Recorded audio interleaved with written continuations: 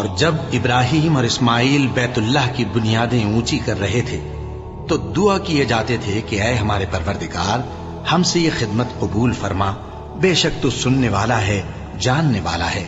اے پروردگار ہم کو اپنا فرما بردار بنائے رکھیو اور ہماری اولاد میں سے بھی ایک گروہ کو اپنا حکم بردار بنائیو،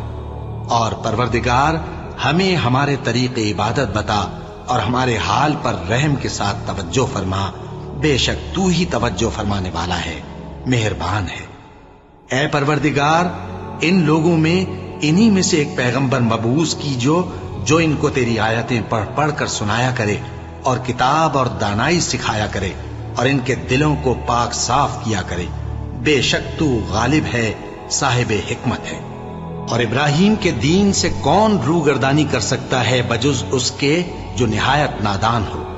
اور ہم نے ان کو دنیا میں بھی منتخب کیا تھا